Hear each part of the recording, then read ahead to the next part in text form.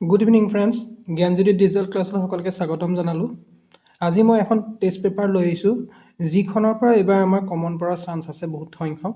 গতিকে পেপাৰখন এনালাইচিছ কৰিছিলোঁ ভালকৈ, ইয়াৰ পৰা মেক্সিমাম অহাৰ অলপ সন্দেহ প্ৰকাশ হৈছে। গতিকে এইখনকে মই আজি ফাৰ্ষ্ট পেপাৰ হিচাপে আৰম্ভ কৰিছোঁ। এইখন আমাৰ যিখন হ'ব এই বছৰৰ নগাঁও ডিষ্ট্ৰিক্টৰ টেষ্ট পেপাৰ, আৰু লৈছোঁ মই মেথেমেটিক্সৰ। আজি প্ৰথম কুৱেশ্যনটো ডিছকাছ কৰোঁ। প্ৰথম কথাটো কৈছে যে এটা বহুপদ দিয়া আছে F X equal to X minus 2 whole square plus 4। এই বহুপদটোৰ শূন্য সংখ্যা সুধিছে।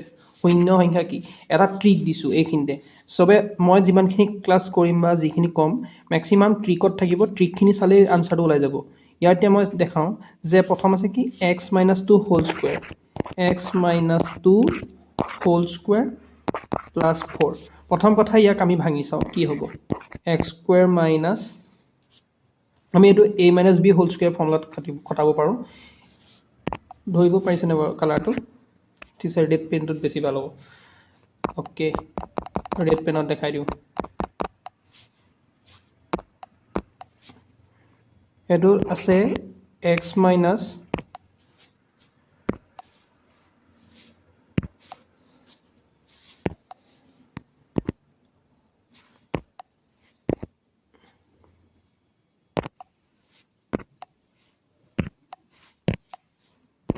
X minus 2 whole square plus 4।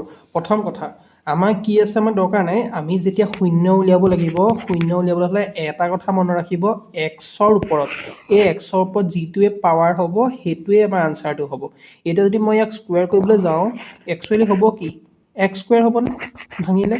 X square minus 2 A B plus B square আছে, ইফালে আমাক দৰকাৰ নাই। আমাক এতিয়া মেইন কথা হ'ল এক্সৰ ওপৰত কি আছে প্ৰথম চাওঁ। এক্সৰ ওপৰত কি আছে?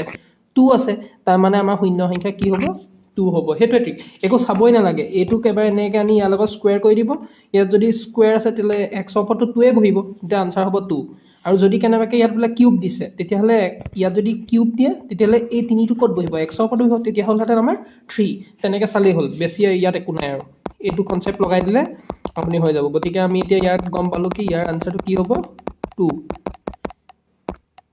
বেছি একো ডাউট কৰিবই নালাগে, এইখিনি তেনেকৈ ধৰণে চাব পৰা যাব। নেক্সটটো আমি চাওঁ।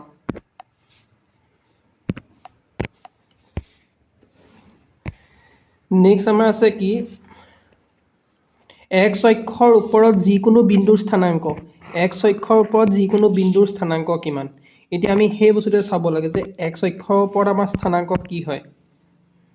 এক্স অক্ষৰ ওপৰত আমি সদায় মনত ৰাখিব লাগিব, আমাৰ এক্স অক্ষৰডাল দেখিবলৈ কেনেকুৱা আছিলে? এনেকৈ আছিলে, এনেকৈ থাকে।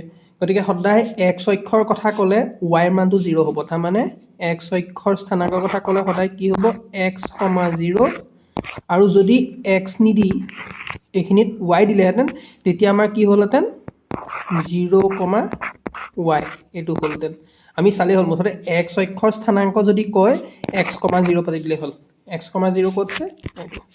আৰু ৱাই অক্ষত স্থানাংক কোৱাহেঁতেন এইটো হ'লহেঁতেন।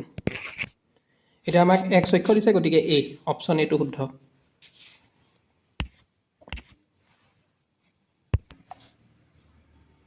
অ'কে, নেক্সট কুৱেশ্যন 3 নম্বৰ কুৱেশ্যনটো কি দিছে? দুটা আমাক সমীকৰণ দিছে। A X plus twice Y equal to 7, thrice X plus B Y equal to 16। সমীকৰণ দুটাৰ সমান্তৰাল ৰেখা হ'ব কোন? যদিহে সমান্তৰাল ৰেখা হ'ব। সমান্তৰাল ৰেখা আমাৰ কেতিয়া হ'ব? আমাৰ এটা ফৰ্মুলা আছিলে নহয়, সমান্তৰাল হোৱাৰ কি আছিলে? A1/A2। বাই কলমটো কেলৈ জানো এনেকুৱা হৈ গৈছে, ৰেড লাগিব লাগে,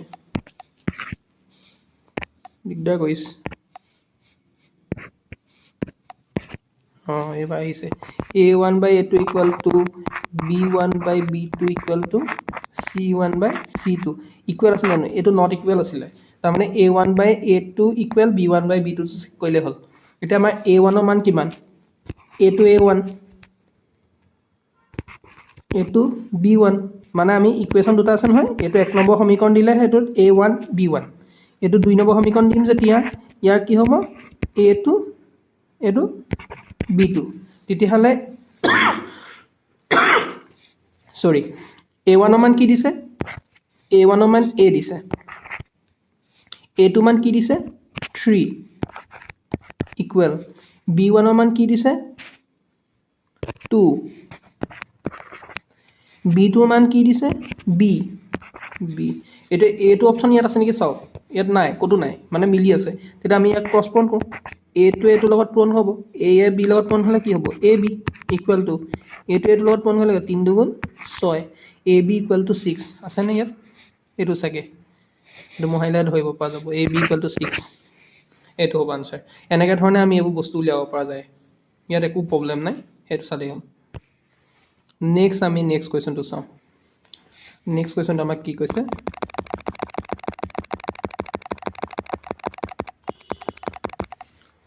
নেক্সট কুৱেশ্যনটোত কৈছে যদি 3,3/4 বিন্দুটো k,0 আৰু 7,3/2 বিন্দু সংযোগী ৰেখাৰ মধ্যবিন্দু হয় মধ্যবিন্দু মানে কি কৈছে প্ৰথম কথা কৈছে যে এনেকৈ এডাল ৰেখা আছে সেই ৰেখাডালৰ এই বিন্দু 3,3/4 মাজত আছে বুলি মধ্যবিন্দু বুলি কৈছে 3,3/4 বিন্দুটো a k,0 আৰু 7,3/2 ৰ মাজত সোমাই আছে তাৰ মানে প্ৰথম বিন্দুটো কি কৈছে k,0 আৰু এইফালৰ বিন্দুটো কি কৈছে 7,3/2 এহেত দুটাৰ মাজত কোনটো বিন্দু আছে বুলি কৈছে 3,3/4 এইটো সোমাই আছে বুলি কৈছে তেতিয়ালৈ সুধিছে যে আমাক k মান কি এটা k মান উলিয়াব লাগে প্ৰথম কথা k মান উলিওৱাৰ আগত মেইন বস্তুটো জানিব লাগিব কি আমি মধ্যবিন্দুৰ স্থানাংক বুলি যদি কয়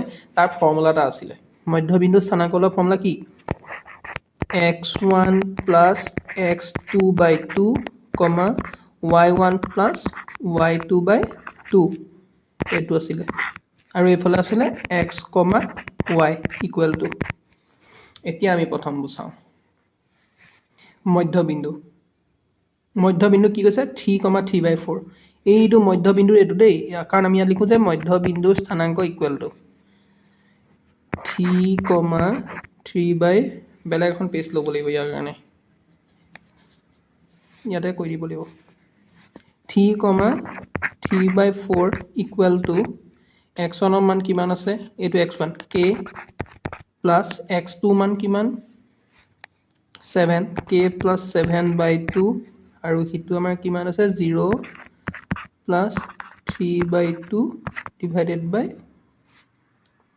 2 এতিয়া ইয়াক আমি মিলাব লাগে এইটো x1 হয় জানো এইখিনি পে এইখিনি ইকুৱেল এইখিনি লগত এইখিনি ইকুৱেল হৈ আছে তাৰ মানে আমাক এতিয়া কি লাগে k মান লাগে k থকা পাৰ্টটো চালে হ'ল 3 ইকুৱেল টু k প্লাছ 7/2 এই পাৰ্টটো ল'লে হ'ল 3 ইকুৱেল টু k প্লাছ 7/2 ইয়াৰ পৰাই আমাৰ k মানটো ওলাই যাব এইখিনিতে মই কৰি দেখাইছোঁ 3 equal to k plus 7 divided by 2 cross পূৰণ কৰোঁ 3 2 লগত 6 equal to k plus 7 plus 7টো এইফালে আহিলে minus 7 6 minus 7 equal to k তেতিয়াহ'লে কি হ'ব 6 পৰা মাইনাছ 7 কৰিলে মাইনাছ 1 ইকুৱেল টু k মানে k মানটো মাইনাছ 1 আছেনে এইটো এই অপশ্যন তেনেকৈ কৰিব পৰা যায় গতিকে মেইন বস্তুটোৱে হ'ল আমাৰ ফৰ্মুলাবোৰ মুখস্থ কৰি ৰাখিব লাগিব ফৰ্মুলা নহ'লে কিন্তু একো কাম নাই মেইন বস্তুটোৱে আমাৰ ফৰ্মুলা আৰু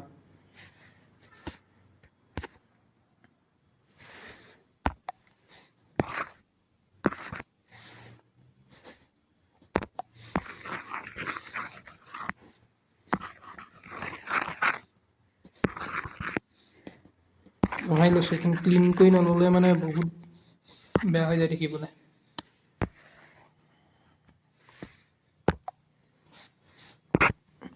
নেক্সটটো চাওঁ নেক্সটটো কি আছে ত্ৰিভুজ PQRৰ ST সমান্তৰাল আছে আমাৰ QR ৰ লগত তেতিয়াহ'লে PS equal to 16 PQ equal to 40 PT অনুপাত TR উলিয়াব দিছে এটা ত্ৰিভুজ দিয়া আছে ত্ৰিভুজটো এইটো কৈছে P এইটো Q এইটো R PQR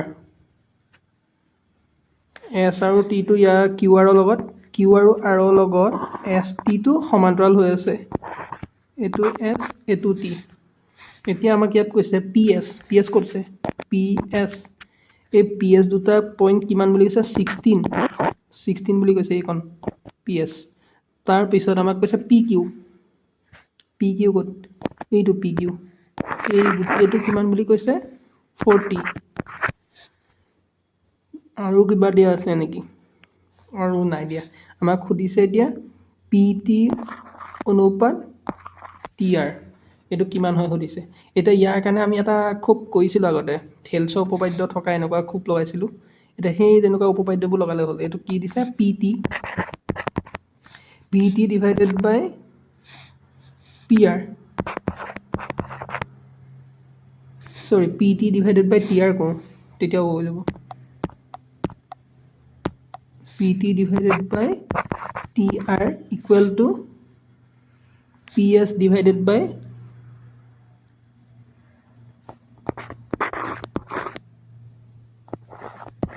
S Q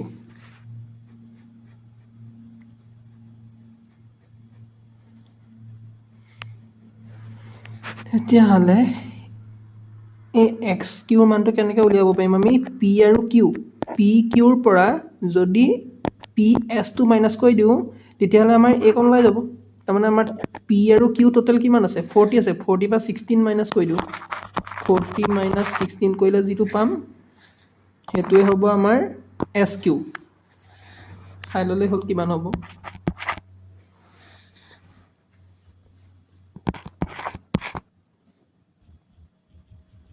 14 minus 4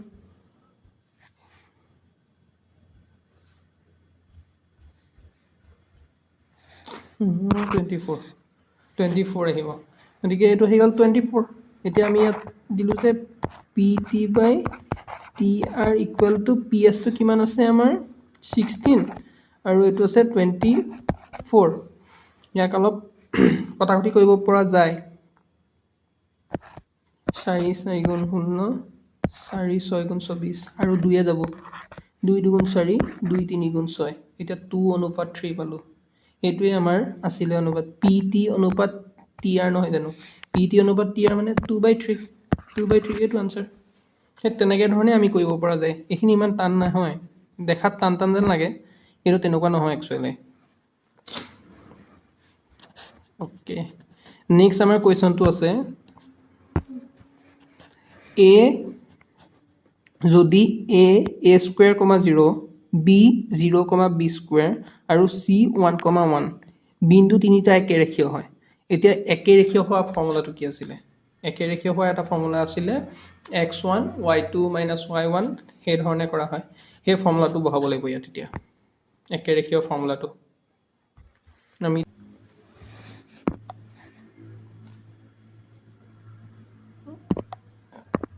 আমাক ইয়াত দিয়া আছে a ভ্যালুটো a স্কুৱেৰ কমা 0 তাৰপৰা b ভ্যালুটো দিয়া আছে 0 বি স্কুৱেৰ নেকি চাই ল'ব লাগিব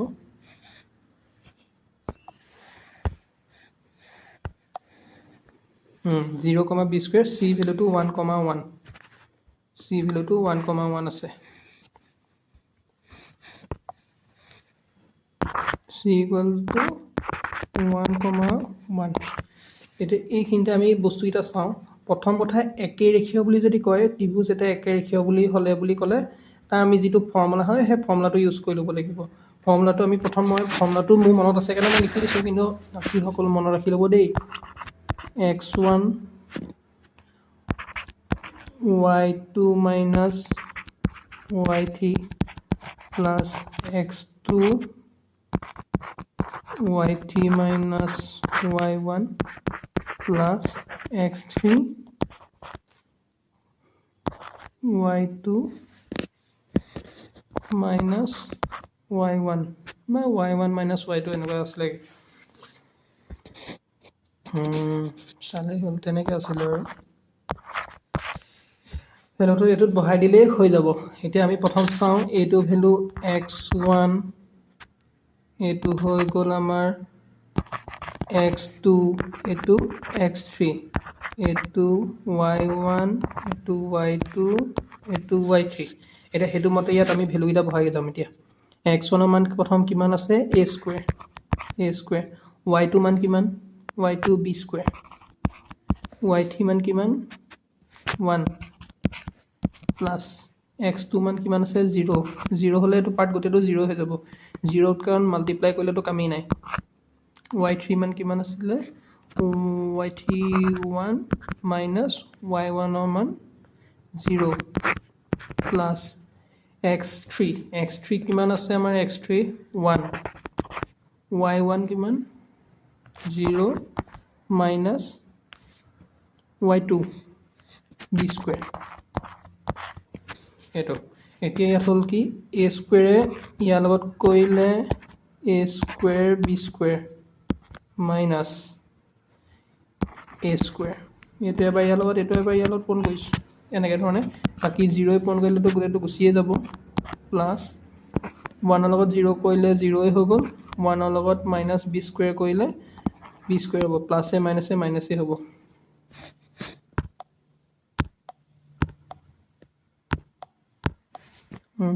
প্লাছে মাইনাছ মানে এইটোৱে ইয়াৰ লগত কৰিলোঁ 0 পালোঁ এইটোৱে ইয়াৰ লগত কৰিলে মাইনাছ b স্কুৱেৰ এতিয়া এই বস্তুটোৰ লগতে আমি তাত মিলাই চাব লাগে কি আছে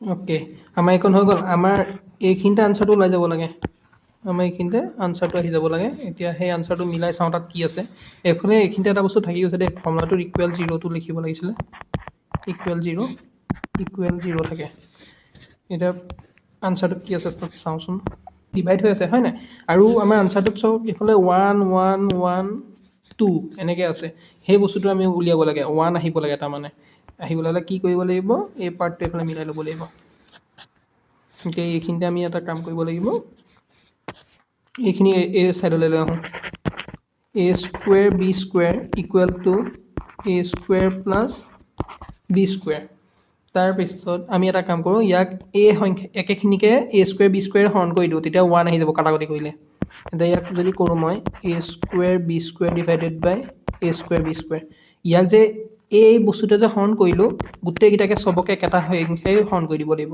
a square by a square b square plus b square by a square b square চবকে একেটা সংখ্যাই কৈছোঁ দেখিছেনে একেটা সংখ্যাই কৰি আছোঁ গতিকে আমি তেতিয়া চাওঁ a স্কুৱেৰ b স্কুৱেৰ কাটিলোঁ কিমান পাম 1 পাম a স্কুৱেৰ কাটিলোঁ কিমান পাম 1 বাই b স্কুৱেৰ এইফালে b স্কুৱেৰ পাতি দিলোঁ কি পাম 1 বাই a স্কুৱেৰ তাৰমানে আমি ইয়াক যদি ভালকৈ সজাই লিখোঁ কি পাম 1 by a square plus 1 by b square equal to 1 by a square plus 1 by b square equal to 1 এইটো আহিব এইটো আমাৰ আনচাৰত আছে নে চাই ল'লে হ'ল আমি এতিয়া 1 by a square plus 1 by b square equal to 1 এইটো আমাৰ আহি আছে এইটো আনচাৰ